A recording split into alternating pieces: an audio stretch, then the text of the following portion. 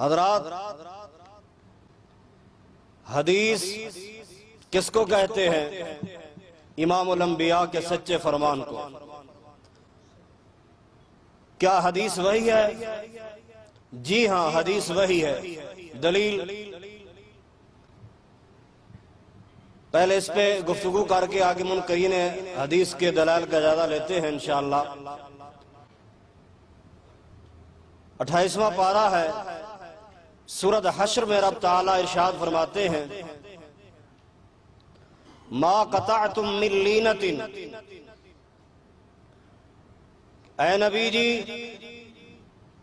جو تم نے درخت کاٹ دیے تھے اور جو تم نے چھوڑ دیے تھے۔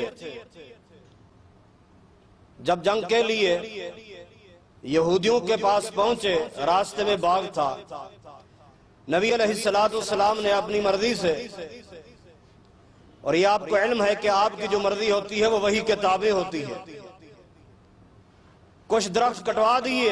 ایک تو یہ غلبہ پڑ جاتا ہے، اگلا آدمی رعب میں آ جاتا ہے کہ آپ مسلمان نہیں چھوڑیں گے، دوسرا راستہ بھی کچھ ہموار ہو جائے گا۔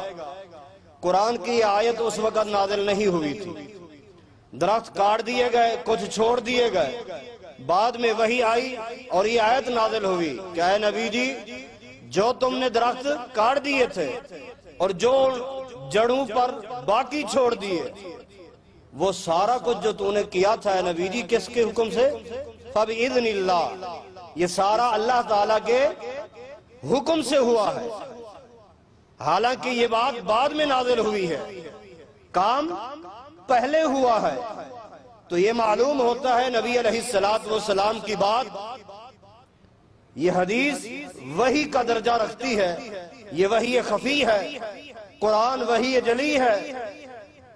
اس سے بھی زیادہ وضاحت والی بات، یہ جو میں نے مقدمے میں آیت پڑھی ہے، اللہ تبارک و تعالیٰ فرماتے ہیں کہ ہم نے تیرے اوپر قرآن پاک نازل کیا ہے، سورہ نحل کی آیت ہے، آیت نمبر 44 ہے،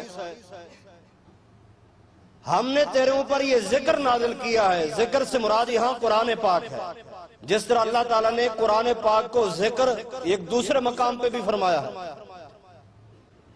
نحن نزلنا الذکر وإنا لہ لحافظون۔ قرآن کو خالق کی کائنات نے ذکر کہا ہے کہ اے نبی جی ہم نے تیرے اوپر ذکر یعنی قرآن کو نازل کیا، کیوں؟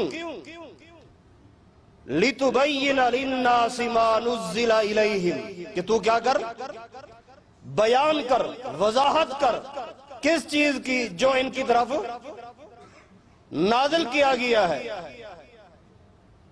تو یہاں وضاحت ہے کہ نبی علیہ السلام قرآن کے مفسر ہیں، امام الانبیاء قرآن کی تفسیر کرنے کے لیے آئے ہیں، اور نبی علیہ السلام کی بات کو خود خالق کائنات نے آپ صلی اللہ علیہ وسلم کی حدیث کو کتاب اللہ یعنی قرآن پاک کے ساتھ شامل کیا ہے۔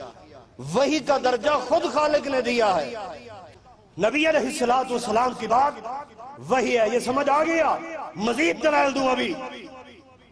چلو خاموش ہیں، سمجھ نہیں آیا؟